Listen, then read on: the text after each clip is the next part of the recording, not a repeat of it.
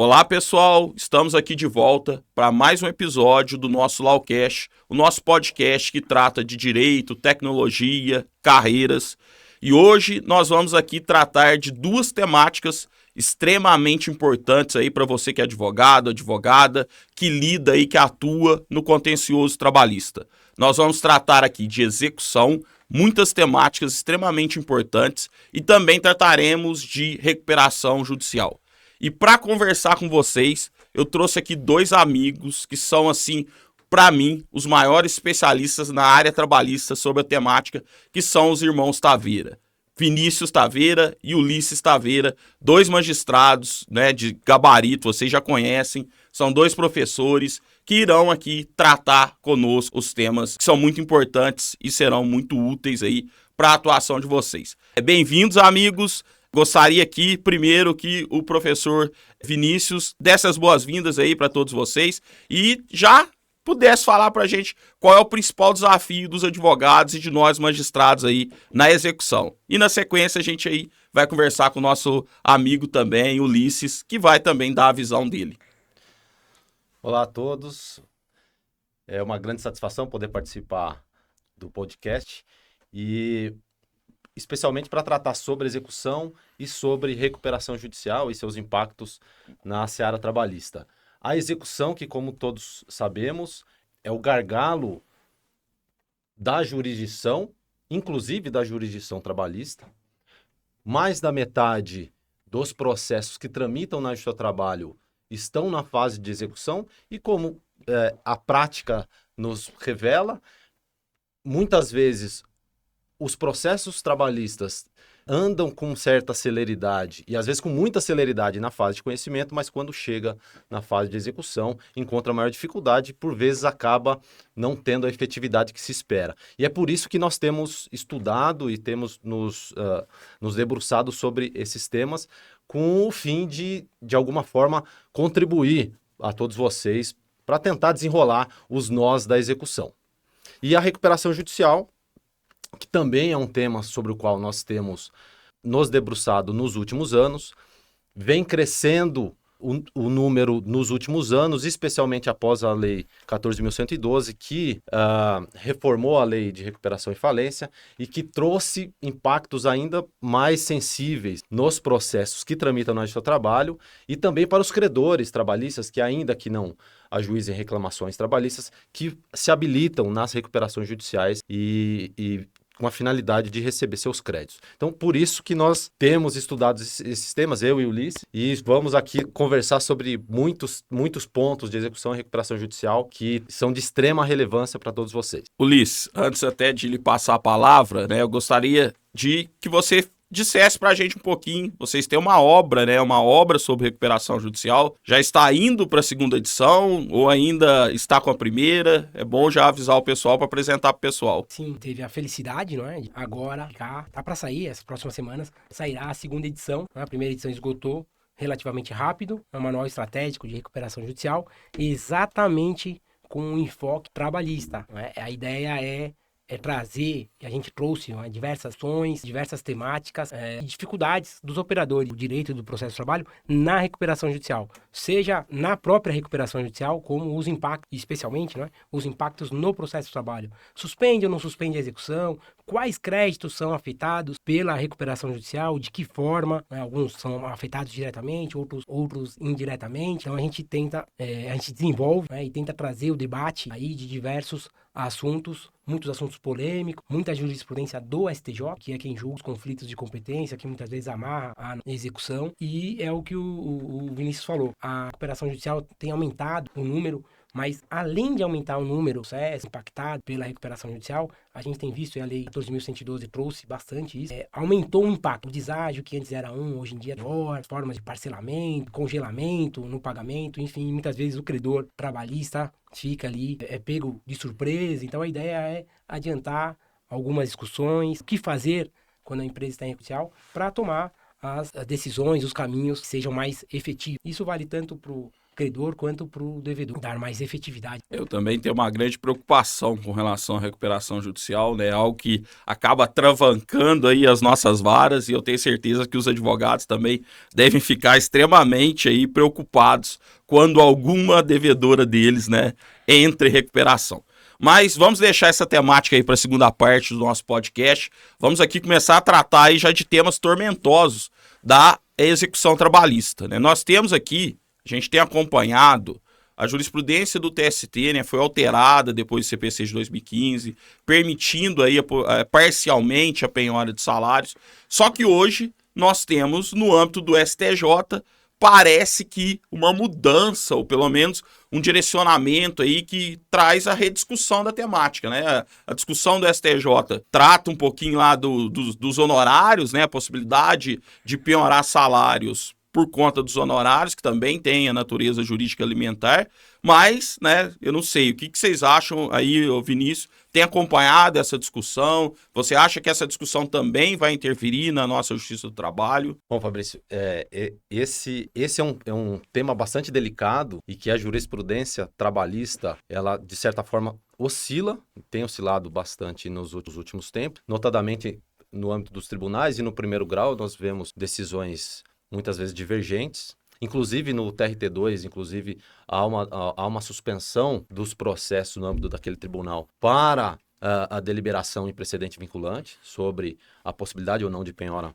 de salário, só para a gente ter uma ideia da controvérsia que envolve o tema. E o fato é que hoje a jurisprudência do TST, como você disse, ela se consolidou no sentido de que, a partir do Código de Processo Civil de 2015, que possibilitou ali no parágrafo 2º do 833 a penhora de salários e congêneres para pagamento de verbas alimentares, independentemente de sua origem, a partir daí o TST entende que é possível proceder à penhora de salários e congêneres, desde que observada a garantia, a tutela da dignidade do executado, ou seja, desde que não atinja o mínimo existencial. Então tem que se garantir, ali analisando o caso concreto, por meio da ponderação de interesses fundamentais envolvidos, tem que garantir o mínimo existencial, seja um salário, 2 salários, 3 salários, vai analisar o caso concreto a depender das circunstâncias. O STJ, ele, nos últimos anos, acabou oscilando na sua jurisprudência, mas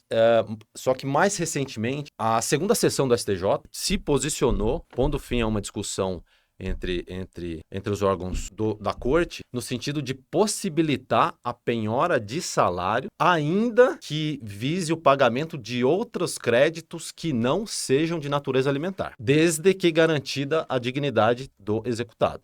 O precedente, não é um precedente vinculante, mas o caso julgado pelo STJ, ou naquele caso, um devedor, servidor público, que tinha uma renda de aproximadamente R$8 mil, ele devia para uma instituição financeira, tá? E na análise do caso, era um processo, uma execução que já se arrastava, um cumprimento de sentença que já se arrastava, ou execução que já se arrastava, e o STJ, analisando o caso concreto, entendeu que a impenhorabilidade de salários e congêneres não é absoluta. Ela pode ser relativizada no caso concreto, ainda que a dívida não tenha natureza alimentar. Veja só. Então, eu pessoalmente, entendo que esse entendimento, com todo respeito ao STJ, que eu vou falar com a minha licença de cátedra como professor, eu entendo que esse posicionamento ele contraria o texto expresso de lei. O próprio legislador ele já traz parâmetros para uma ponderação, possibilita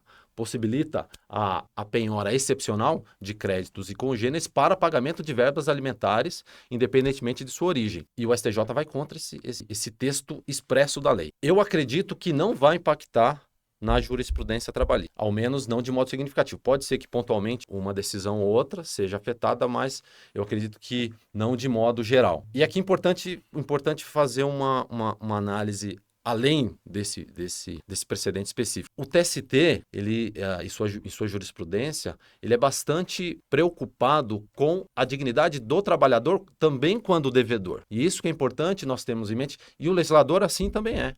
A ideia do 833 é tutelar a dignidade do trabalhador assalariado ou que tem outras rendas, né, vencimentos, subsídios, etc. O STJ, a meu ver, não tem essa mesma preocupação. A preocupação é garantir o cumprimento da da execução, o cumprimento da dívida, relativizando essa proteção constitucional, legal, e, a meu ver, por conta disso, eu acredito que não vá afetar sensivelmente a jurisprudência do TST e dos TRT. Eu concordo também, acho que deve ser dessa forma. A gente também precisa, né, sempre se lembrar que quando nós vamos lá penhorar o salário de um devedor trabalhista, nesse contexto ele assume a posição de trabalhador também, né? Então é um crédito trabalhista contra, né, a subsistência de uma família, de também, né, um trabalhador. Então, por isso a gente precisa fazer uma ponderação, precisa ter cautela. Mas ainda discutindo, eu vou agora passar a bola para o Ulisses. E a penhora do FGTS, lá do saldo do FGTS, é possível, ainda que não existam hipóteses para movimentação nesse contexto, poderia lá pegar? Como que está a nossa jurisprudência a respeito disso? A gente tem uma discussão parecida, mas apimentada aí com a literalidade da 36, põe expressamente a impenhorabilidade absoluta dos valores que estejam. E aí, nesse contexto, pela literalidade 36, seria impenhorável e a gente não teria grandes margens. Porém, com o advento do novo CPC, o 833, permitindo inclusive a possibilidade da penhora do salário, né, a penhora do salário, quer dizer, o valor que entra ali no mês, e uma interpretação possível é de que se eu posso penhorar até mesmo parte, algumas circunstâncias do salário, por que não poderia penhorar do FGTS, que é um salário diferido, e ainda mais posteriormente, né, aquela decisão do Supremo reconhecendo a natureza trabalhista, crédito trabalhista do fundo de dia. Então a gente tem aqui uma série de fatores, não é? Tanto o caráter salarial, a finalidade social do fundo de garantia, uma vez que os valores que estejam no fundo de garantia tem lá para habitação, saneamento básico e uma série de outras coisas. Agora, aqui, então a gente tem essa jurisprudência, vamos dizer assim, oscilando, né? Ora aplicando a literalidade da lei 36, ora aplicando o texto do 833, que vê que tem prevalecido, né, uma tendência a prevalecer pela impenhorabilidade. Mas tem um caso interessante, Fabrício, que eu queria aproveitar para comentar, que um trabalhador executado, em que ele ofereceu em garantia o valor do FGTS. Ele veio espontaneamente, não é? Estava lá discutindo os valores das parcelas, e o trabalhador exequente, não, mas ele não tem como pagar, não... Eu só aceito se ele der algo em garantia, um veículo, nem que seja, pode ser da esposa, da sogra, do sogro, de alguém, mas eu não aceito parcelar com ele. Ele já descumpriu diversas vezes e ele falou, olha, eu tenho um valor, e tinha tido uma liminar, exatamente porque tinha tido uma penhora do salário, tinha tido uma liminar reduzindo tanto que daria muito pouco, não é? E abateria muito pouco no valor da dívida, e ele veio e ofereceu em garantia. Então, fizeram ali um negócio jurídico, né, em que ele dava em garantia.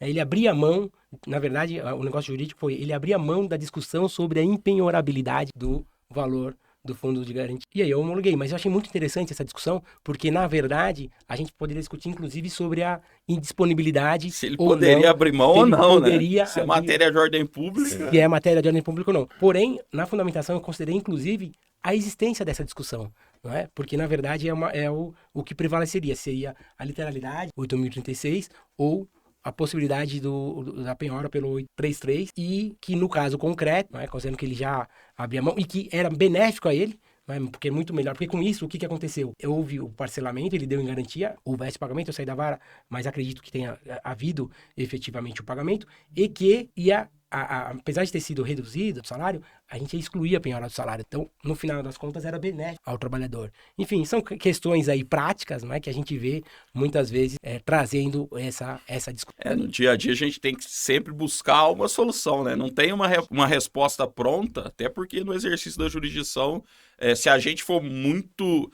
levar tudo a ferro e fogo, a gente acaba deixando muitos problemas a serem resolvidos, né? Então, a gente tem que acabar tendo uma maleabilidade, pelo menos eu sempre tento agir dessa forma, né? Eu sempre digo, a gente não pode ser mais realista que o rei, né? Se o próprio interessado está abrindo mão. Em relação ao FGTS, é importante a gente lembrar também que, embora ele, na essência, ele tenha finalidade social, né, de arrecadar fundos para programas sociais, habitacionais e garantir a subsistência numa situação de desemprego involuntário do trabalhador, de rompimento involuntário do contrato pelo trabalhador, o fato é que nos últimos anos também ocorreram diversas inovações legislativas que relativizaram essas finalidades sociais. O FGTS ele tem sido usado nos últimos anos como, muitas vezes, estímulo à economia, né, ao consumo na economia. Tanto é que essa modalidade do saque aniversário, ela, na prática, ela tem essa finalidade, ela visa esse fim de estimular o consumo na economia. Então, veja que há uma relativização da essência social, do caráter social coletivo do fundo de garantia. Então, me parece que essa lógica de relativizar a impenhorabilidade, ela fica ainda mais reforçada com essas mudanças. Bastante interessante. Agora, mudando um pouquinho de temática, hoje nós temos, né, pelo menos a gente já teve uma onda muito grande de negociação aí, de transações com criptoativos, né, criptomoedas. Inclusive, eu tenho um grande colega, amigo de faculdade, que fez fortuna com isso, não investindo em criptomoedas, na verdade, utilizando criptomoedas para transferência internacional de valores. Então, o dinheiro está aqui, né, em segundos ele vai estar lá na Europa. E esse é o grande problema que a gente enfrenta na Justiça do Trabalho, né? Como penhorar, como conseguir localizar o criptoativo e como penhorá-lo. Qual que é a opinião de vocês? A gente já tem ferramentas para isso? Ou isso aí, na verdade, é a saída aí para blindagem patrimonial perfeita? Bom, primeiro, né, as criptomoedas, é importante lembrar que um dos atrativos desses ativos é justamente o anonimato, tá? Então, quem investe em criptomoedas, muitas vezes procura esse caráter de investimento anônimo e tenta fugir um pouco do sistema financeiro, ou dos sistemas financeiros regulados. Mas, né, em razão desse crescimento, como você disse, nos últimos anos, esse aumento exponencial dos investimentos em criptomoedas, os mercados nacionais, inclusive o brasileiro, vem aos poucos tentando de alguma forma regular esse mercado. No Brasil, já existe uma regulamentação incipiente, existe um marco regulatório dos criptoativos que estabelece algumas regras já para alguns requisitos para a criação das corretoras, funcionamento, fiscalização, etc. Há também atos regulamentares do Banco Central e da Receita Federal. A Receita Federal exige que as exchanges, as corretoras, informem negociações acima de um determinado patamar e exige também que aqueles que investam em criptomoedas que declarem esses ativos. Muito bem. Então, existe uma certa regulamentação, embora ainda seja possível negociar, como se sabe, negociar criptomoeda fora das exchanges. Então, é possível negociar por meio de corretoras regulamentadas, cadastradas e fiscalizadas pelo Banco Central. E com isso, a pessoa se obriga a declarar para a Receita, na declaração de imposto de renda, declarar esses ativos na Receita, para a Receita na declaração de imposto de renda, mas ainda há, e acredito que seja a maior parte, aqueles que negociam criptomoedas fora das corretoras. Então, existem dois grupos, vamos dizer. Esses que negociam por meio das corretoras e os que negociam fora das corretoras, por meio das carteiras digitais, utilizando-se, enfim, dos meios digitais não regulados. Primeiro, as criptomoedas, elas são penhoráveis. Em tese, juridicamente, elas são penhoráveis. Que são ativos financeiros com valor patrimonial que integra o patrimônio da pessoa executada, no caso hipotético. Agora, como? Né? Essas criptomoedas que integram o patrimônio do executado e que foram negociadas por meio das corretoras, das exchanges, elas podem ser rastreadas, notadamente porque ele tem a declaração de imposto de renda. Então, a gente, por meio do Infojud, verifica a declaração de imposto de renda e, se houver referência a esses criptoativos, haverá a indicação da corretora e nós podemos proceder à penhora por meio da corretora. Agora, aqueles que negociam fora das corretoras, aí não tem. Seria o mesmo que encontrar o dinheiro de uma pessoa que guarda o dinheiro, uma quantidade de ouro ou dólar, dentro de um baú enterrado, concretado embaixo do chão. A gente não vai encontrar. Não consegue, é muito difícil encontrar. É possível que a pessoa, hipoteticamente, pensando aqui no mundo ideal, que a pessoa indique, nomeie esse bem a penhora, mas é muito, muito difícil isso ocorrer. E tem um outro detalhe, aliás, 2 detalhes importantes envolvendo criptomoedas. Primeiro, que há bancos, já existem instituições, bancos e outras instituições financeiras que aderindo a essa onda de criptoativo, elas já oferecem no hall de investimento possibilidade de se investir em criptomoedas, criptoativos. Então, bancos tradicionais, inclusive bancos públicos, já têm carteiras de investimento, de fundos de investimento, que em sua composição tem criptoativo. Então, nesse caso, também é possível, inclusive pelo Sisbajude. O Sisbajude alcançaria esses ativos que têm criptoativos, então nesse caso é possível, mas não o criptoativo em si, mas sim o crédito, né, investido, o valor investido naquele fundo de investimento que na sua composição tem criptoativo. Então, também em tese seria possível.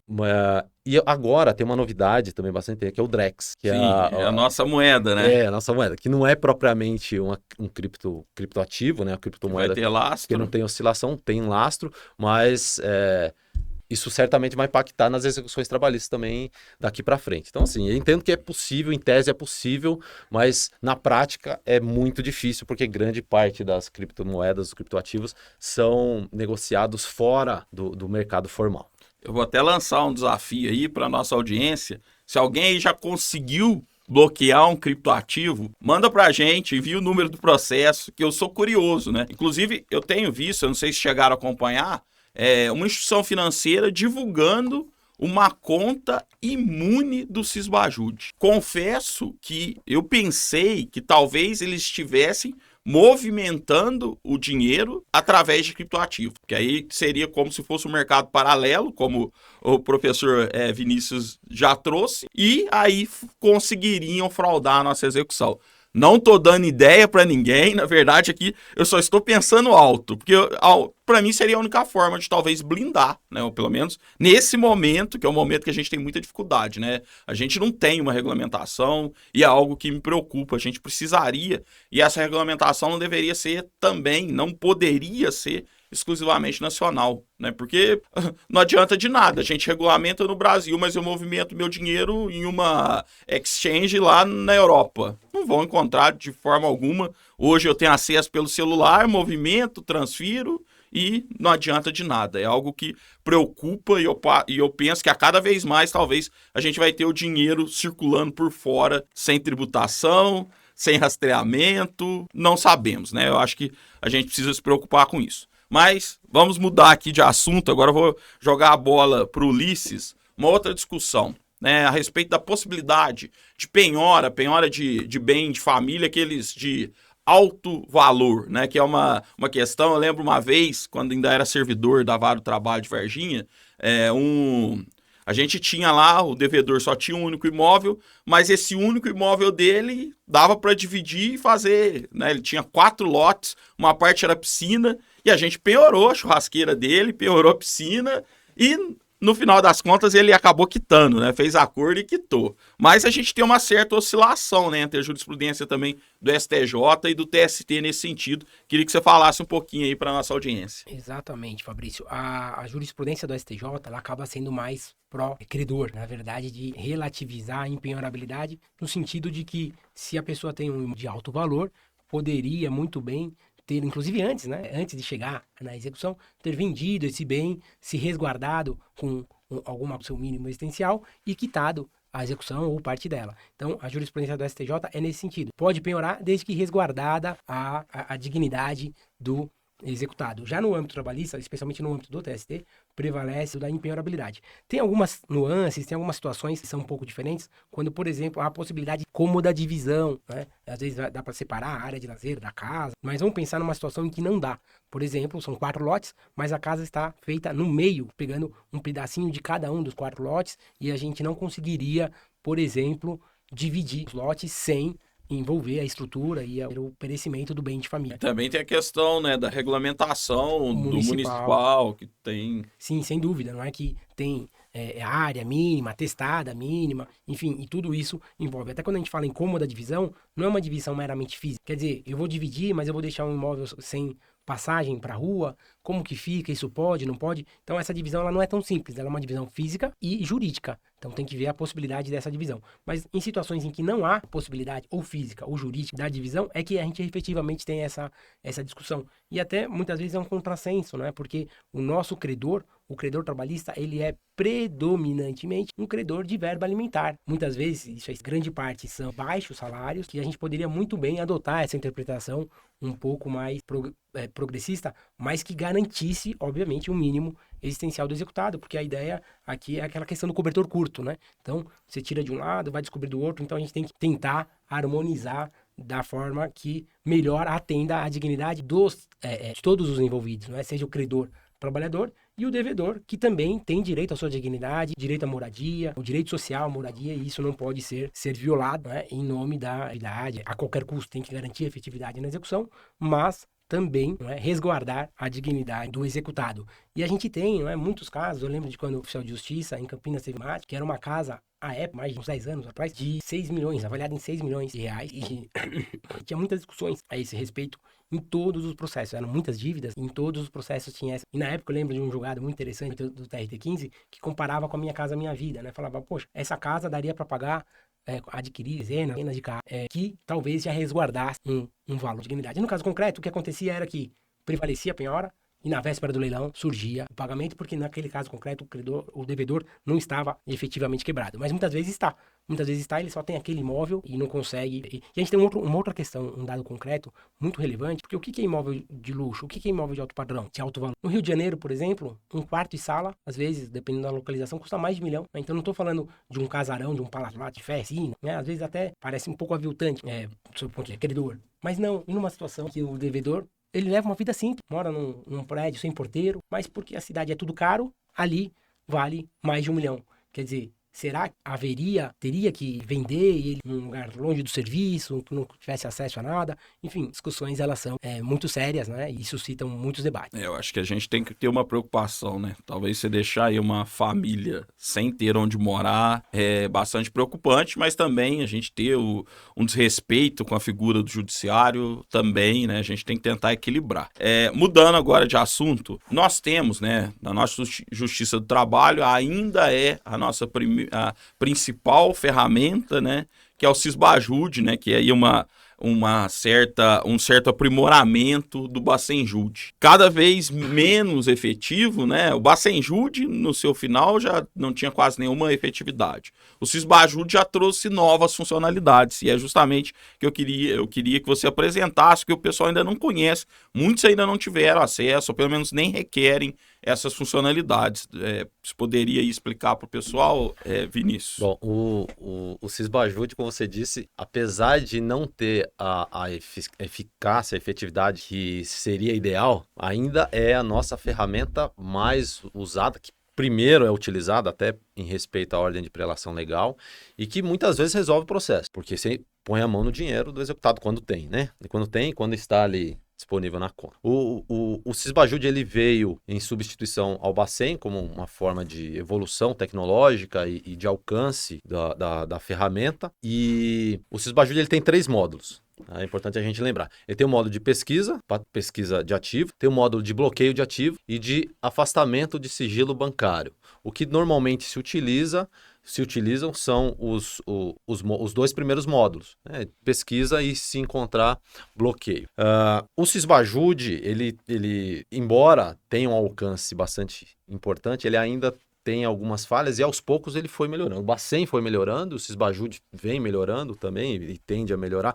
E eu espero que com a futura vinculação com o Sniper, né, torne-se ainda mais efetiva. Mas a gente precisa lembrar que o Sisbajude ele não alcança todo e qualquer ativo, né? Ele tem uma certa limitação. Então, o Sisbajude, ele alberga os ativos financeiros vinculados a instituições financeiras bancárias e não bancárias. Então, entram aí os bancos, caixas econômicas, as cooperativas de crédito que foram incluídas alguns anos atrás, na época ainda do Bacen, porque elas acabavam sendo como uma válvula de escape para muitos executados, muitos devedores fugirem do antigo Bacen, e alcança também outras financeiras não bancárias, outras instituições financeiras não bancárias. E nesse guarda-chuva estão abrangidos aí os valores depositados em contas correntes, contas bancárias, enfim, contas bancárias em geral. Nós temos também outros ativos financeiros, tá? Não precificados. Isso aqui é importante também, porque quando volta a resposta com 0,01... Um centavo, o pessoal centavo, desconhece essa aí. Né?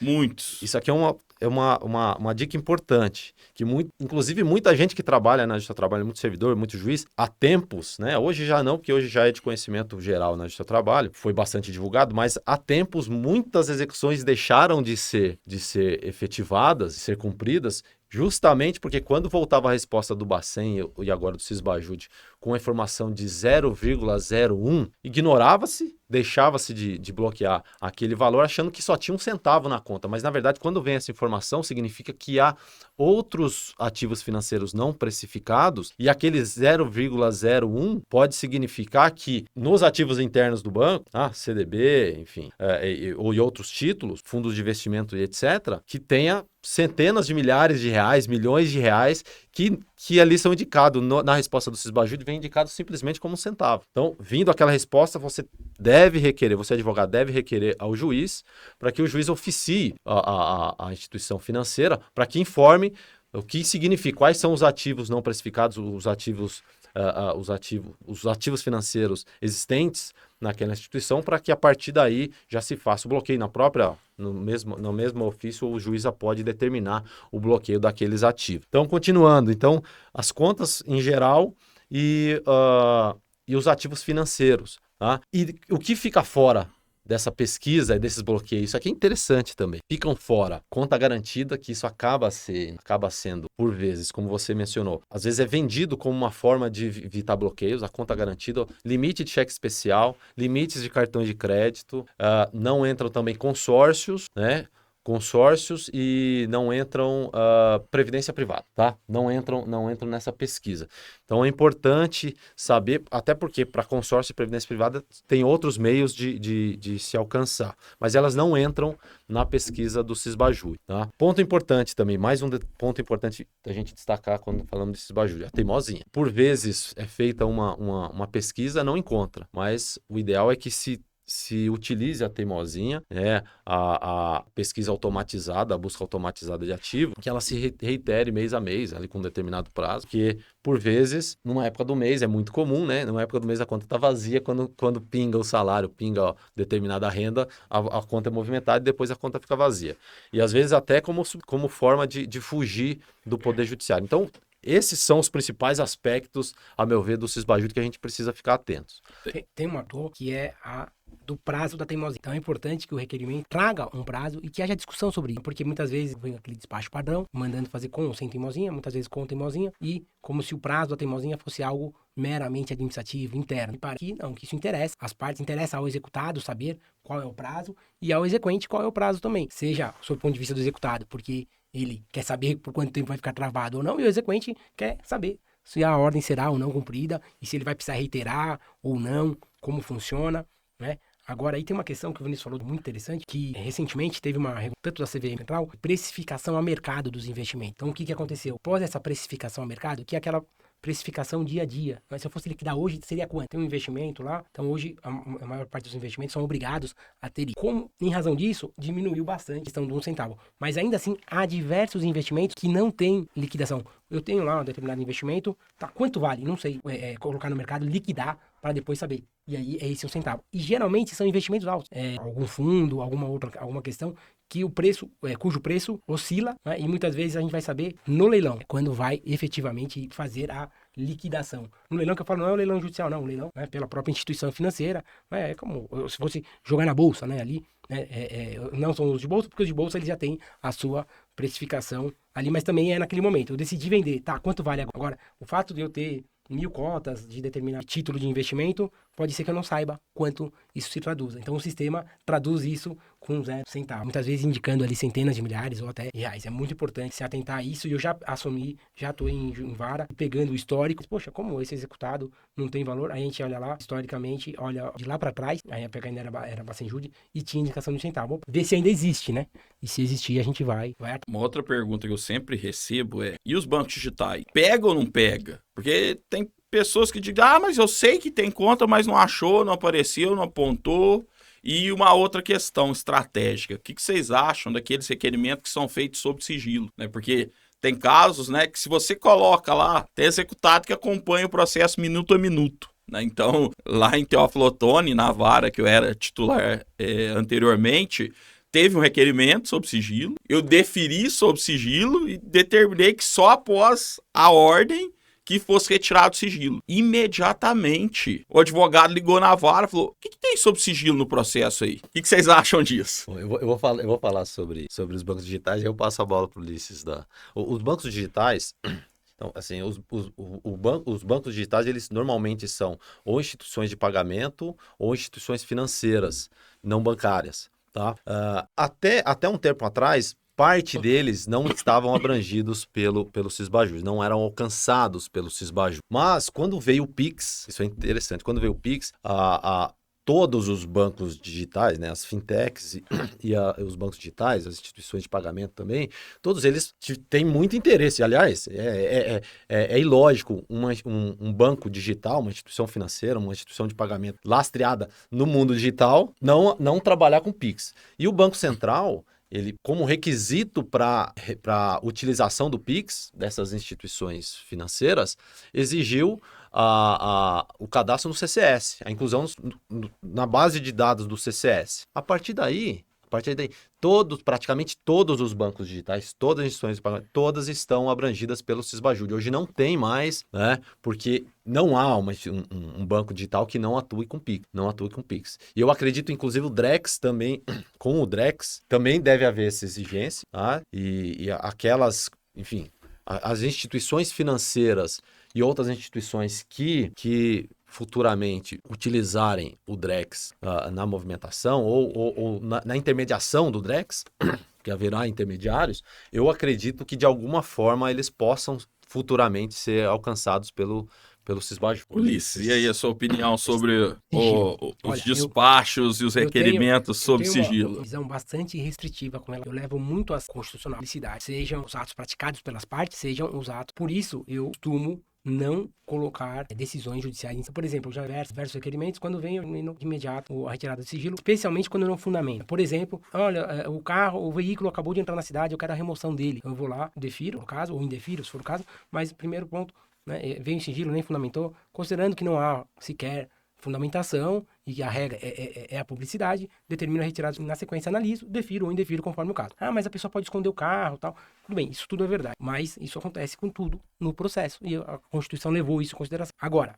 a jurisprudência tem relativizado especificamente com relação a ativos financeiros, por conta da volatilidade, altíssima volatilidade do capital, que aqui, enquanto a gente conversa, em segundos, você pode tirar 1 milhão da sua conta, mandar para o exterior, colocar tal. Com o Pix ainda mais. Com o Pix ainda mais, que não tem nem sequer horário. Então, com base nisso, aí eu me curvo a esse entendimento jurisprudencial, no sentido de admitir, desde que o requerimento venha fundamentado. Eu não presumo, automaticamente, veio em sigilo, não colocou fundamentação, não pediu a manutenção, eu retiro. Agora, fundamentou, dizendo que há essa questão da volatilidade, né, da facilidade de tirar o dinheiro, do dinheiro não estar mais lá. Então, aí eu admito e faço exatamente dessa forma. Admito o sigilo com base nessa questão, ou cumprida a ordem antes mesmo do resultado, eu já determino que se retire. Então, vem para o servidor, aí eu determino, vai para o servidor, ao invés de retirar o sigilo e cumprir, ele vai cumprir e retirar o sigilo. De fato, a gente tem, porque senão a gente teria até uma discussão sobre o limite. Eu determino a teimosinha por 30, 40, 60, 30 dias. Quando que a pessoa vai tomar? E na prática, ele só tem um efeito surpresa, porque o que vai acontecer é que, feita a primeira ordem, retirou lá, se a pessoa tinha R$1 na conta, já surtiu efeito, a pessoa já vai saber, né? Então, acaba não tendo muita utilidade, porém, não seria rasgar o mandamento constitucional da publicidade. Perfeito, eu sempre digo que, na verdade, na minha concepção, né, a gente só posterga, o ato vai se tornar público, mas dali um pouquinho, né, para justamente tentar dar efetividade, porque caso contrário, em muitos casos, né, não iremos receber nada, porque o pessoal, quando está devendo, né, principalmente aqueles devedores, que são os devedores que não querem pagar, né, que querem fazer a blindagem patrimonial, que querem, né, de uma certa forma, esconder os ativos, a gente não recebe. Mas também, eu acho que tem que ser fundamentado, né, o juiz fazer de ofício e o requerimento também não ser formulado da forma devidamente fundamentada, eu acho que também seria temeroso. Agora vamos mudar de assunto, vamos trazer a temática da ordem do dia, né, a ferramenta aí que é a novidade, né, chega sendo uma novidade que tem tudo para nos auxiliar muito. Mas, em um primeiro momento, ele ainda está engatinhando, né? Que é o Sniper, né? Quais são as funcionalidades do Sniper? Já tiveram sucesso com o Sniper? Já encontraram alguma coisa ali que foi interessante? Diga aí pro pessoal qual que é a experiência de vocês aí e o que tem, né? O que ainda está por vir dessa ferramenta. O Sniper hoje ele é uma grande promessa. Por quê? Porque ele promete agregar, não, juntar ali todas as ferramentas, ou quase todas as ferramentas, os juízes, servidores têm simplesmente por um clique, vou lá, digito o CPF ou o CNPJ da pessoa, aparece já de imediato as empresas que estão vinculadas àquele CPF, ou os sócios daquele CNPJ, aí clicando, ele vai se ramificando, assim, parecendo uma teia-aranha, um asterisco, e aí a gente clica ali naquela empresa, aí já aparecem alguns outros dados da receita, relativos a endereço, por hora, aeronave, embarcações, grandes embarcações, existência de processo, tem processos. Então veja, como que era antes? Eu quero saber se a pessoa tem um processo, eu tinha que pesquisar o nome, o CPF em cada um das dezenas de tribunais existentes no Brasil. Quer dizer, a gente com o Sniper ganha muito tempo. Agora, a ideia é que num futuro próximo, por ali, consigamos inclusive fazer já de imediato o bloqueio e por aí vai. Inclusive envolvendo dados sigilosos que demandem o prévio afastamento de sigilo ou fiscal ou bancário. Mas por enquanto ainda não temos. Por enquanto nós temos ali um grande acervo de dados, inclusive de algumas questões que a gente consegue acesso até mesmo público, independentemente da senha como magistrado ou como servidor. Mas a grande facilidade é a velocidade. Em questão de 30 segundos, eu consigo descobrir alguns endereços da pessoa, as empresas, aquele CPF lá do OJ, que tem na aeronave, processos existentes, pode viabilizar o direcionamento da execução. E me parece que um passo muito importante é que, com relação àqueles dados que não envolvam afastamento de bancário, que não exijam bancário, o ideal seria que os advogados, devidamente rastreados pelo sistema, também tivessem. Por quê? Porque eu entendo que não faz sentido a pessoa ter que vir ao judiciário apenas para saber, por exemplo, se a pessoa tem ou não um veículo em nome dele. Quando, na verdade, esse banco de dados ele é público, ele deveria ter acesso, um acesso controlado, obviamente, em respeito ao LGPD, que houvesse um compromisso de manutenção. Coloca o número do processo, faz uma declaração, enfim, que é pertinente. Inclusive como forma de cumprimento do 133 da Constituição, no sentido de que o advogado é essencial à administração da justiça e a gente ficaria com a parte expropriatória, ou para decidir se aquele veículo está ou não. Por exemplo, a pessoa está andando com um veículo, ou uma aeronave, ou uma embarcação, eu quero saber se é em nome dele ou em nome de quem. Isso pode me expandir a execução de uma forma, poxa, toda a frota que está lá na empresa está em nome do sobrinho de 10 anos. O que é isso? Será que ele é um laranja? Ele é o quê? Então, quer dizer, o advogado, ele precisa, e a advogada precisa vir ao judiciário para obter essa informação, né? Que muias vezes até seria de fácil maneira. Enfim, mas isso eu diria que é um passo além. Não se discute isso no âmbito do judiciário, mas é uma demanda que a advocacia poderia e deveria encampar exatamente no sentido de dar mais efetividade à execução. Inclusive, não só sob o ponto de vista do credor, mas também do devedor. O advogado, para fazer a sua linha de defesa, ele saber disso e falar, olha, veja bem, esses veículos estão nessa situação, isso aqui vai ter tal consequência. Eu falando dos veículos, que é o que mais é mais palpável. Mas isso, a gente poderia fazer isso com diversos outros.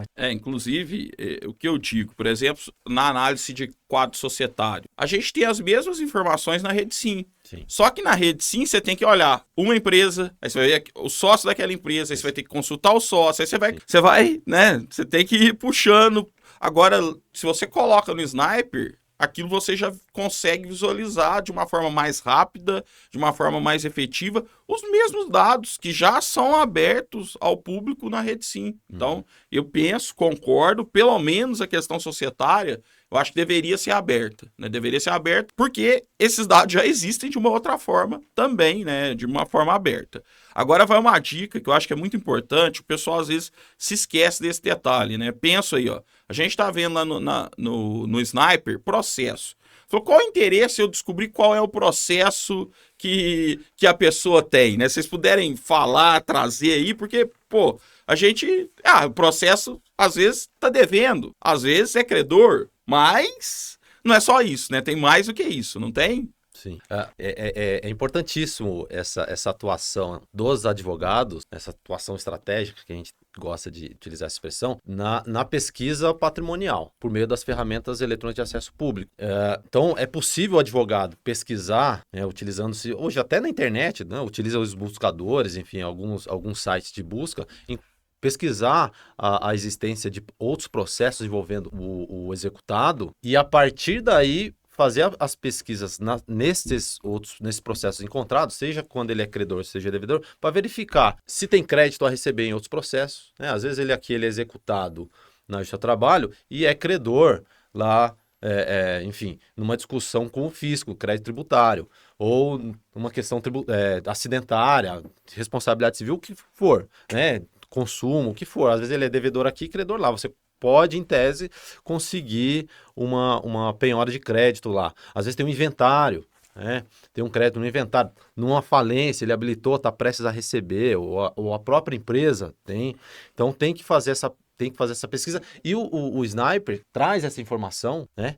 Já traz essa informação. E aí o advogado, obtendo essa informação do rol de processos nos quais os executados figuram como parte, ele vai promover a pesquisa em cada um desses processos para verificar qual a situação. Então, se tem crédito a receber, se não tem, às vezes lá ele é devedor também, foram encontrados outros bens, isso aqui é interessante. Às vezes ele nomeou um bem, às vezes não ele nomeou, às vezes ele nomeou o filho de um bem que está em nome da filha, por exemplo. Ele deu em garantia um bem que não está no nome dele, está no nome da filha, do filho ou de terceiro, e esse terceiro concorda com essa garantia. Então tem que pesquisar. Às vezes tem informações com endereço, enfim, sociedades de fato e etc. Tem que dar uma olhada nesse processo, porque pode trazer informações que podem resolver a sua execução. Tem uma questão, porque a gente tem um problema fundiário muito todos, ou regiões, cidades, em que as pessoas compram imóvel meramente na posse. E tem um valor, muitas vezes, valor alto. A gente vê no Mato Grosso, a gente vê muitas vezes terras grandes, de valores, eu estou falando aí na casa das centenas de milhões, muitas vezes sem atendente. E aí, pesquisando o processo, descobre o devedor está discutindo a posse ou a aquisição de um bem, no caso assim, tinha adquirido uma terra por 100 milhões de reais, estava discutindo a rescisão ou não do contrato, e ele teria ou a propriedade ou o valor a receber. Isso foi possível, a penhora, aquele resultado do processo, graças a essa pesquisa, para saber do processo. Mas eu tive um caso muito interessante em que o devedor, ele pagava o processo sempre tirando dinheiro de uma determinada conta em nome. E o exequente trouxe essas informações com base na tarjeta, pagamento. Então, assim, uma informação que ele falou assim, olha, ele está movimentando a conta que não tem nada a ver. Eu quero, se ela não é sócio, ou o que ela é, integrante de grupo, enfim, seja lá o que for, a gente tem aí diversas. Hoje esse tema ganhou mais pimentinha, não é? Mais relevância nas discussões, mas veja que interessante, ele aparentemente movimentava uma conta. O que aconteceu? Na época não tinha ainda essa discussão, foi só incluir ele a fazer a determinação do Bacen à época. Antes mesmo disso acontecer, o sujeito veio e pagou. Pagou como? Do dinheiro da conta. Inclusive, o comprovante lá estava lá, saindo da conta da filha, né? Então, assim, um dado aparentemente banal, né? Mas tem diversas discussões. Quer ver? Esse devedor, num processo, teve lá a penhora de determinado veículo, de determinado imóvel, em que teve várias discussões. Eu sei que esse imóvel reiteradamente tem sido considerado bem de família. Ótimo, eu posso ganhar tempo. Não vou penhorar esse, vou penhorar o outro. Eu falo, inclusive, quero a penhora do bem A, porque o imóvel B, ele já tem sido considerado bem de família. Então, quer dizer, a gente ganha tempo com isso. Às vezes não ganha efetivamente o pagamento, mas pode pular etapas. Então, isso é muito importante que a gente faça uma pesquisa, porque a gente tende a pesquisar, levar em consideração apenas aqueles processos que resultem em crédito. Mas não, aquele processo em que a pessoa é devedora também pode mostrar um caminho percorrido, não é? Ou o caminho a não ser percorrido. Quer dizer, poxa, enveredei para esse caminho, travou. Outros que enveredaram por outro estão caminhando. Ou penhorei determinado bem, removi determinado bem, pagou. Opa, aquele bem é sensível pro devedor. Vamos seguir esse caminho? Enfim, então são múltiplas possibilidades. Eu falo sempre brincando, quem chega primeiro bebe água limpa. E aí talvez, né, você dá uma espiadinha lá no processo do coleguinha, você não comete os mesmos erros que ele cometeu, ou você trilha outros caminhos, né? Porque ele já fez, já não encontrou. Vamos tentar chegar na frente dele, requerendo aí uma pesquisa, né, de ou veículos automotores, se lá ainda não foi feito, e assim a gente vai tentando buscar. Uma outra dica, até na hora que você falou da questão fundiária, eu também lembro muito do pessoal procurar analisar procurações, porque existem vários bens que são transacionados sem que exista transferência da propriedade, mas sim é conferido uma procuração em que o devedor constitui lá outra pessoa, né? O devedor não, um terceiro, constitui o devedor como plenipotenciário ali daquele bem e ele vai e depois aliena para um terceiro. Ele continua utilizando o bem, mas com ele registrado em nome de terceiros, mas com uma procuração que lhe garante, né, a titularidade daquele bem. Isso acontece também, né? Devedores, eles sempre estão tentando, né, encontrar novas saídas. Mas vamos mudar de assunto, que aí tem um assunto também extremamente interessante, principalmente depois que tivemos aí o reconhecimento, né, da impossibilidade de prisão do depositário infiel, né? Desde que o nosso Supremo Tribunal Federal, né, entendeu a supra-legalidade, né, do Pacto San José da Costa Rica, a gente sabe que quando penhoramos um bem, né, principalmente bens móveis, veículos, em alguns casos a gente não encontra eles mais, ou quando encontra, já não, né, são imprestáveis, né? A gente tem a demora do processo, ele continuando ali de posse do devedor, e a gente tem algumas estratégias para isso, não temos? O que a gente poderia fazer para tentar fugir disso, para que isso não ocorra? Eu gosto de dizer que um dos institutos processuais existentes no nosso ordenamento podem acelerar muito o pagamento, a remoção de bens. Esse é um instituto expressamente autorizado pela lei, que muitas vezes é ignorado e, quando utilizado, normalmente surte um efeito muito positivo. Tá? O CPC expressamente estabelece que os bens móveis, eles devem prioritariamente ser removidos, ser removidos e permanecer na posse do depositário judicial, quando há, e na ausência, que é o que acontece em maior parte das vezes na Justiça do Trabalho, na inexistência de depósito judicial, o exequente. Tá? Então, o exequente, ele tem prioridade em permanecer como depositário sobre o bem ou do bem em relação ao executado. Porque um dos efeitos, inclusive, da penhora, é bom a gente lembrar, é justamente a retirada da posse. A regra é retirar a posse do bem, principalmente bem móvel, especialmente automóvel. Eu já tive algumas experiências, quando eu era oficial de justiça e como magistrado também, em que, a partir do momento em que coloca a mão, efetivamente, no patrimônio do executado, o dinheiro aparece. Aliás, a pressa muda de lado, a urgência muda de lado.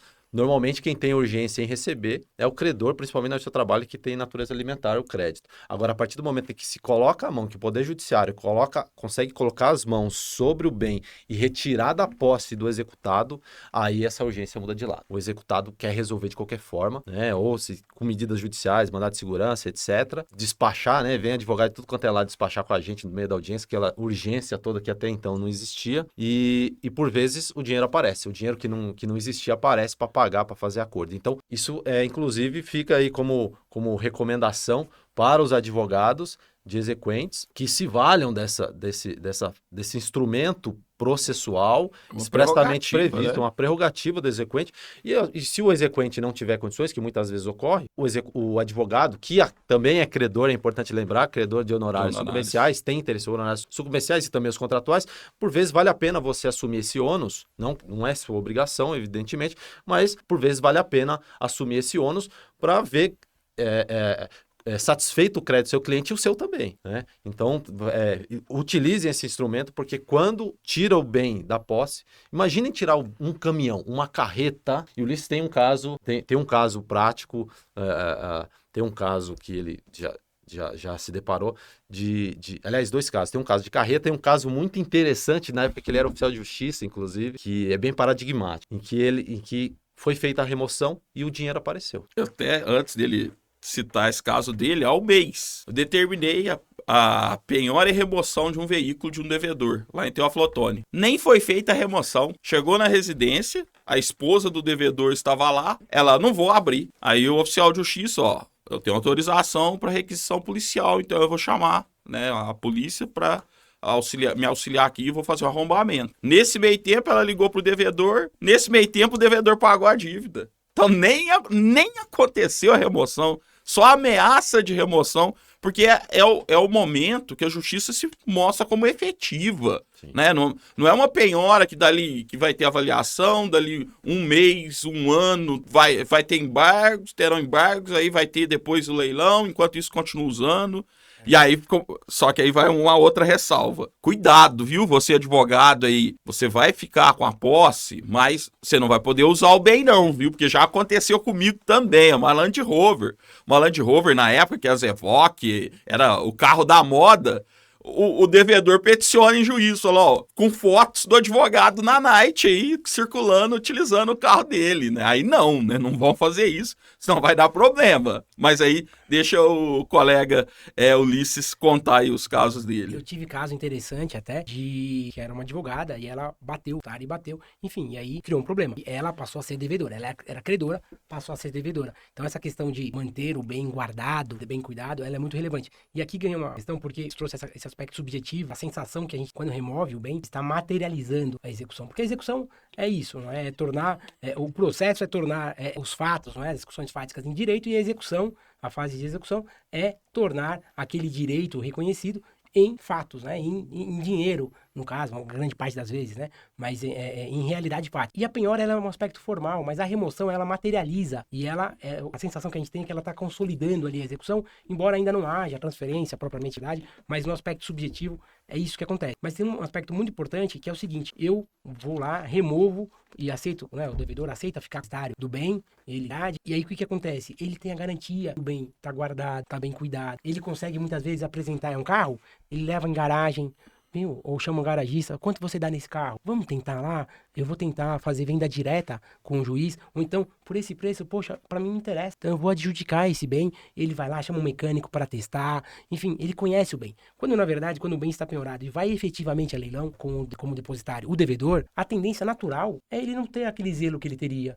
Ele vai trocar o pneu deixa o pneu careca, porque afinal vai vender, ele vai perder o veículo, ele vai trocar a bateria, não, ele vai deixar, vai esticar. Isso é natural, me parece que qualquer pessoa faria isso. Ninguém vai ter um cuidado especial para entregar o bem em juízo, sabendo que vai perder o bem por um valor abaixo, que muitas vezes é o que é no leilão, até para ser atrativo, não é? Sim. Leilão, o mercado do leilão é um pouco abaixo do mercado normal. Essa tem sido a prática por diversos motivos. Um deles é esse. Quantas vezes, como oficial de justiça, eu não fui lá fazer a entrega do bem, chegou lá, o bem estava alagado, o alagamento, o ônibus estava sem motor, sem câmbio, tirou todos os pneus. Quanto custa um jogo de pneus de uma carreta? Quanto custa um câmbio? Quer dizer, não dá para deixar. Então a remoção, ela garante, inclusive, alta probabilidade de um leilão positivo. Além desse, o que a gente tem visto é o seguinte: quando determina a remoção como regra, muitas vezes ela nem se materializa. Por quê? Porque então ali já teve alguns leilões positivos. Falando do leilão, tem um aspecto interessante. As partes têm interesse em divulgar o leilão, divulgue na rede, chame amigo para participar, familiares, todo mundo para divulgar. Quanto mais gente tiver, maior a chance de obter uma boa arrecadação, o que é bom para todo mundo. É bom para o devedor, que o bem se aproxime do valor de mercado, e é bom para o credor, que afinal de contas muitas vezes não quer o bem, o dinheiro. A adjudicação é uma possibilidade, tem preferência em relação ao leilão, mas a preferência ali, na verdade, é o dinheiro. Agora, o Vinícius comentou, tinha uns casos muito interessantes envolvendo remoção. Tinha um caso bem emblemático de um Fordinho 1920 aqui em Campinas. Era até um caso interessante, porque era a primeira ação trabalhista do advogado, né? Quando olha só que interessante. Eu peguei um mandado, na época já tinha um mandadão, apenas, mas aquele mandado não era um mandadão. Mandadão é aquele que vem pro oficial de justiça fazer tudo e devolver cumprido. Notifica para pagar, decorreu o prazo, não nomeou, já penhora, já... Pesquisa tudo, o que comprar, penhora, remove, já faz tudo. E a gente estava numa fase de transição, recebendo os dois. Então eu recebi um mandado simples, com endereço, só que a gente já estava com a cultura do mandadão, né? E aí eu peguei aquele mandado, o devedor, ele tinha uma empresa de evento que fazia festa, casamento e alugava veículos antigos. E esse era um dos veículos que não estava em nome dele. Mas eu entrei nos presos, diversos veículos ali, liguei aquelas placas, tei todas ali no Renajude, já fiz um levantamento de todos os endereços com as ferramentas, chequei todos os endereços, vi que alguns endereços se repetiam, outros não. Cheguei à conclusão de que aquele veículo poderia estar em até 10 endereços. Um do mandado e mais 9. E falei com o advogado, olha, só que eu tô com muitos mandados aqui, o endereço é um, eu vou cumprir nele, só que eu tô com outros endereços, eu tô com muitos mandados, que eu fazia isso em todos os mandados, né? Então, quer dizer, multiplicava por 10, não dava conta de ficar com o trabalho em dia. Falei, doutor, se o senhor quiser, eu divido com o senhor vai em 5 endereços, vai passar na porta, só ver se o endereço existe, se tem a possibilidade de ter veículo lá, e a gente já descarta. Ele falou, ótimo, me passa 5, você fica com 5, eu fico com 5. No primeiro endereço que ele foi, encontrou, me ligou, tremendo, tô aqui, um misto de felicidade e nervosismo ali. Falei, não, doutor, não tem problema, vamos no endereço do mandado, que é o que manda. Se não der, a gente vai lá e encontra, depois vai no endereço em que efetivamente está o veículo. Fui lá, o sujeito abriu a porta, né, depois de muita resistência e tal. Tinha diversos veículos, ele tinha até um mecânico contratado por ele. E eu vi os veículos, descrevi todos, falei, eu não encontrei o veículo A, mas encontrei os veículos tais, porque isso poderia ter interesse para execução, até era um valor, em tese, superior ao valor do bem, eu poderia não encontrar um, né? Eu tinha por hábito fazer isso, devolver para o juiz decidir se penhoraria algum outro ou não. E aí o que aconteceu? Depois fomos pro endereço normal, ele contava sempre a história, que o veículo não existia mais e tal, e a gente já sabia, né, de onde efetivamente estava o veículo. Fomos pra lá, chegamos lá, tudo bom, doutor Fulano, era um advogado também, né? Oi, doutor Fulano, tudo bem? A gente tá aqui, o senhor pode vir aqui abrir pra gente? Não, tô com a ordem de arrumamento, né? Não, aguenta aí que eu vou. Aí deu aquele chá de cadeira, a gente ficou lá tomando sol, 2, 3 horas, e a gente ficou lá esperando. Quando chegou, ele chegou sem a chave. Mas a chave do veículo, doutor, precisa da chave para testar. O veículo que funciona tem um valor, o veículo que não funciona tem outro. Não, porque, veja bem e tal, mas não vai remover. Eu falei, vai remover, chamar o guincho. E aí chamou o guincho, só que isso tem um reflexo. Qual que é o reflexo? Eu já tinha feito uma pesquisa, tinha ido até uma feira para saber, ter uma noção de preço. Aí eu falei, olha, então ele será subavaliado. E fundamentei na avaliação, dizendo que o avaliar em tal valor e não no valor que em tese poderia valer, uma vez que tinha, aí tava o couro, a capota, já não estava tão boa, e além de tudo, não estava ligando, aparentemente estava com as peças, não dava para testar, que funcionavam e tal, e por isso a avaliação foi ali em torno de 50%, 60% do que em tese valeria. E removeu, e isso aí acabou resultando positivamente ali para execução. E foi muito emblemático, por quê? Porque era em 1988. E veja como que o advogado conseguiu a ordem para penhorar. Pesquisando a vida do deputado, ele viu uma manchete de jornal divulgando ele, né, vendo, ele era um empresário, dizendo que ele ia percorrer uma distância até o Chile, ou outro país sul, a maior percurso, né, com aquele veículo, que ele tinha no Guinness e tal. Falava que o veículo estava na família há muitos anos. E ele pegou aquilo, levou pro juiz e falou, doutor, o veículo é dele. Ele se apresenta como veículo, como proprietário do veículo, teoria da aparência, e que, na verdade, é essa questão dos imóveis, dos veículos em nome de terceiro. Sim. Né? E aí, durante a diligência, o que a gente descobriu? Que, na verdade, a mãe havia falecido há tempo, não abriram o inventário, deixou um patrimônio muito grande, mas tinham dívidas, e não abriram o inventário, deixaram por isso mesmo, porque estava em nome da mãe, a mãe só tinha ativos, não tinha passivos. Então pagavam as dívidas dela, tinham imóveis, tinha uma série de coisas, porque no momento em que entrasse no patrimônio formalmente, né, que já tinha entrado, quando entrasse formalmente no patrimônio dos filhos, automaticamente estariam bloqueados. E aí com isso eles tinham uma forma de blindagem que foi quebrada. Quebrada com o quê? Com uma notícia de jornal, né, que trouxe isso para o processo e o Guanabara entendeu que era logrando execução. Então isso é para mostrar que a gente fala de virar chavinha, né? O advogado conseguir. E esse caso me marcou muito. Poxa, é um Fordinho de colecionador, Ford T, né, de 1920, era tirado do zero na concessionária.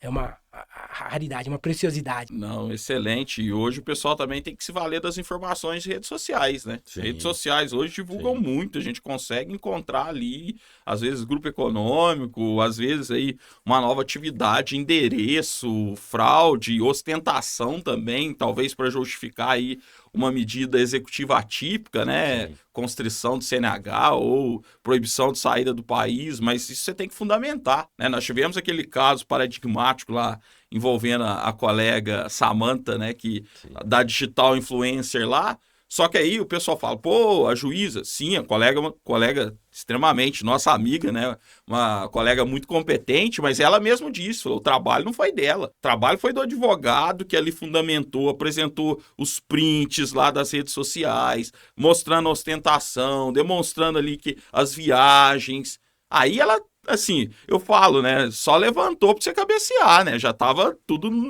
prontinho pra marcar o gol, então o advogado precisa fazer um trabalho bem feito e nos auxiliar, né, já traz tudo mastigado, já traz tudo pronto, até nessa linha aí, né, de penhora de veículos em nome de terceiro. Tem que ter uma investigação, né, tem que tentar ali, com base na teoria da aparência, tentar, fotografa, faz um trabalho verdadeiro de detetive. Tem que ser assim, se você quer a satisfação do crédito, principalmente se a pessoa quer fraudar, e infelizmente alguns querem fraudar, fica muito difícil. Então a gente não pode facilitar o trabalho dos devedores, não, né? E começa por uma boa entrevista, que muitas vezes sabe, o tio, o cunhado, a filha, a sobrinha frequenta lá, e aí o carro que ela usava hoje é usado pelo patrão. Enfim, esse tipo de informação que muitas vezes pode indicar aí o caminho do dinheiro, que às vezes você persegue em razão de uma placa de veículo. por exemplo, que a pessoa usa. Então, eu já tive um caso interessante que a gente toda vez removia o veículo, estava sempre em nome de um terceiro, o mesmo terceiro. Isso é um indício bastante importante Isso aí, né, é- pessoal? E aí, como que era? No Mato Grosso é muito comum. Eles faziam negócio em soja, então soja futura. Comprava para pagar com a safra futura, e aí era tudo baseado em contrato de gaveta, você não consegue rastrear. O elo que nos permitiu fazer essa relação foram as placas dos veículos. A gente tem essas questões de que a gente e conseguimos descobrir o quê? Contratos milionários, que a pessoa prestava serviço, recebia em soja, mas fazia uma cessão de crédito para ter outras relações e recebia o carro em troca, enfim. E aí, com base nisso, a gente perseguiu e os contratos veio à tona aí o caminho. Então, uma boa entrevista com o credor, já é o primeiro ponto. Muito bom. Bom, pessoal, devem ter percebido aí que daria para ficarmos aqui discutindo a execução por mais uma semana, porque a gente vai puxando, tem muitas estratégias, existem muitas ferramentas, né? Então, não só, né? Às vezes a gente se preocupa muito com ferramentas. As ferramentas são importantes, mas também uma boa estratégia processual pode facilitar aí a antecipação. Mas vamos mudar aqui agora de temática, né? A gente já fez a apresentação aqui no início da obra, vou até aqui mostrar para vocês, né? Editora Verso e Reverso, Manual Estratégico de Recuperação Judicial, Impactos no Direito e no Processo do Trabalho, Teoria e Prática, de autoria aí dos irmãos Taveira, Ulisses e Vinícius. Segunda edição, então, bem quentinha aí para vocês. E vamos aqui, então, discutir. Vamos lá. Primeira discussão introdutória. Os créditos trabalhistas se sujeitam à recuperação judicial, não se sujeitam, podem sofrer um deságio, a data da quebra faz diferença. O que vocês podem aí, pelo menos, dar uma introdução para a gente? Bom, essa questão de sujeição ou não dos créditos trabalhistas na recuperação judicial, hoje ela já é superada, seja pela doutrina, pela jurisprudência e, sobretudo, pela própria lei. A Lei 11.101 expressamente prevê em vários dispositivos a sujeição do crédito trabalhista aos efeitos da recuperação judicial, ao plano de recuperação judicial. Mas importante lembrar que não são todos os créditos trabalhistas, né? Existe um corte temporal para que eles se sujeitem à recuperação judicial. Se sujeitam à recuperação judicial, ou seja, se submetem aos efeitos da recuperação judicial e do plano, os créditos chamados de concursais. E quais são os créditos trabalhistas concursais? São aqueles que surgiram até a data do pedido de recuperação judicial. Dali para trás, os créditos trabalhistas são tidos como concursais e eles entram na recuperação judicial, eles se sujeitam à recuperação judicial. E aqui tem que se levar em conta a data do trabalho, tá? Ou a data da comunicação da dispensa. Não a data do ajuizamento da reclamação trabalhista ou a data da sentença, trânsito no julgado, nada disso. Então, esses créditos são concursais. Os créditos concursais, então, eles se sujeitam à recuperação judicial e aos efeitos do plano. E se sujeitando aos efeitos do plano, eles se submetem às condições de pagamento estabelecidas no plano de recuperação judicial, que eventualmente venha a ser aprovado pela Assembleia e homologado judicialmente. E aqui é um ponto de atenção para os credores trabalhistas e advogados trabalhistas que também são credores equiparados a trabalhistas, porque entram na classe 1, lá na recuperação judicial, é importante saber. Nos últimos anos, as recuperações judiciais, os planos de recuperação judiciais, eles vêm prevendo cada vez mais deságios largos sobre os créditos trabalhistas. Então, os deságios que antes eram de 10%, 20%, ou por vezes não tinha, até porque existia uma certa resistência na jurisprudência, hoje cada vez mais esses deságios vêm aumentando. Então, hoje, muito facilmente se encontram deságios de 50%, 60%, 70%, até 90%. Recentemente houve uma decisão interessante lá do TRT de Goiás sobre um crédito trabalhista que tinha sido habilitado numa recuperação judicial com deságio de 90%. 90%. O que significa 90%? Você, credor trabalhista, tem um crédito de 10 mil reais, você vai receber 1.000. E você, advogado, que tem o contrato, tem honorários sucumbenciais lá de 20 mil reais, se o deságio for de 90, você só vai receber 2, tá? Então tem que ficar. Por isso que tem que conhecer a recuperação judicial e saber como atuar.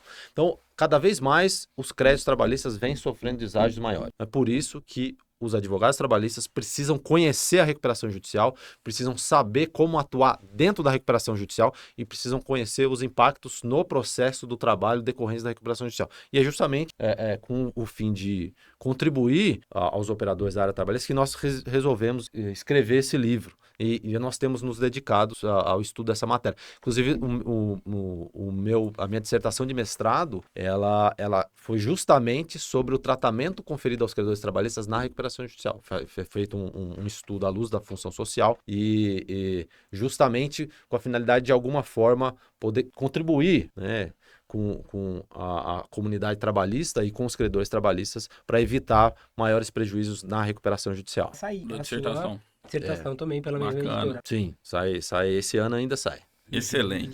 Pensando em termos práticos, como que o credor trabalhista faz para habilitar o crédito dele lá? E além disso, pode ele seguir na Justiça do Trabalho com relação a credores solidários, desconsideração de personalidade jurídica? Como que ele avalia isso? Bom, a gente tem aí, em primeiro lugar, a forma de habilitação. A gente vai ter que analisar lá o judicial para saber se está na fase ativa ou na fase judicial. Mas o credor vai pegar a certidão de habilitação e vai levar para fazer a devida habilitação. A gente tem muitas discussões no âmbito do trabalho, por conta da regulamentação, se ir ou não de ofício, até por conta do jus postulante inteiro. Muita gente que acha o interior muito comum. Eu falo do Mato Grosso, que é onde eu atuo. Nos interiores, em geral, ainda é muito comum, em alguns locais, advogados e advogadas, e aquelas ações muito com jus postulante dos dois lados, tanto dor como de uma lei. É mais comum de empregador. Tem uma açãozinha, uns 4, 5 mil, o advogado muitas vezes cobra mais caro que o valor do processo. Só fala, não, tentar me defender, que vale mais a pena. Bom,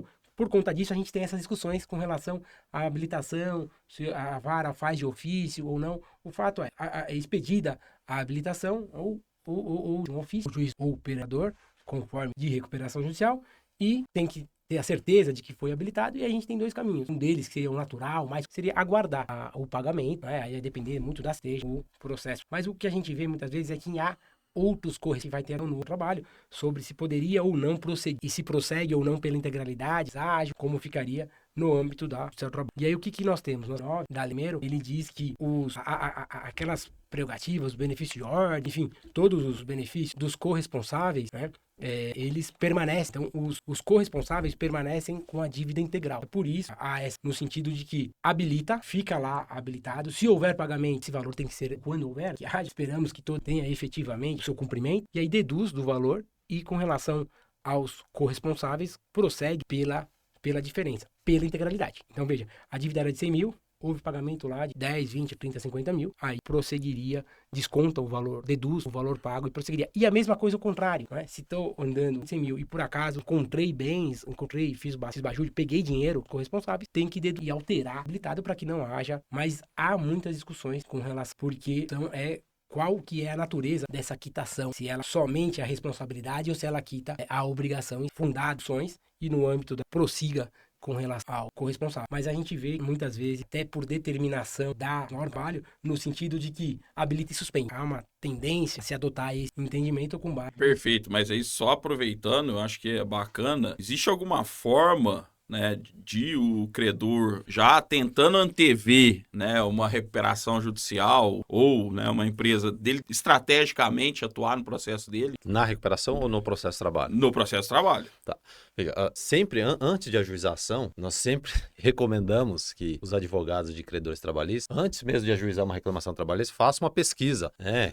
Façam um dossiê daquele contra quem ele vai ajuizar a ação. Você não compra um livro, caneta, alguma coisa aí de valor que não tenha um valor, sim, mesmo que não tenha um valor significativo, você não vai comprar de uma empresa que você não conhece, que você não acredita que tenha condições de cumprir aquela obrigação. Agora, imagina você, advogado, ajuizar uma ação com potencial de 100, 200 mil reais e você já sabe, né, ou deveria saber que aquela empresa não tem condições, então o certo é você, antes mesmo de ajuização, já fazer a pesquisa para adotar as medidas necessárias, adotar a estratégia adequada naquele processo. Então, o ideal é que você, antes de ajuizar a ação, pesquise se aquela empresa, inclusive, se ela está em recuperação judicial ou se tem pedido de falência.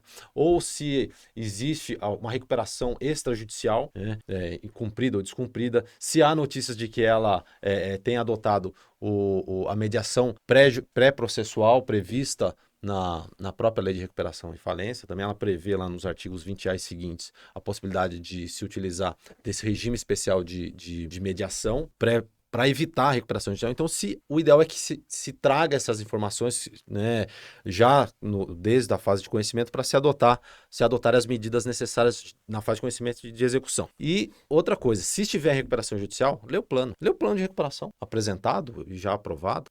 Muitas vezes a gente chega na sala de audiência e pergunta, doutor, o senhor leu o plano? Às vezes é uma proposta de acordo. O senhor leu o Pode plano? conciliar? Vamos já emendar na sequência. O advogado não sabe. Se não sabe, às vezes não sabe nem que está em recuperação judicial. Aí você fala, doutor, o senhor leu o plano, sabe qual que é o deságio proposto? Não sei. Aí pergunta para o advogado, às vezes nem é o advogado da reclamada, porque às vezes ele é contratado só para fazer a audiência trabalhista, que também é uma outra falha, né? Tá advogando para uma empresa em recuperação judicial e não sabe as condições que inclusive o cliente... de um contrato dele, Exatamente. se ele vai receber ou não no futuro, quer dizer, ele tem que estudar pensando no contrato dele, se vão pagar para ele ou não, ele estará sujeito à recuperação judicial ou não, o crédito dele. Exatamente. Mas assim, existe a previsão da criação de uma base de dados de empresa em recuperação e falência do CNJ.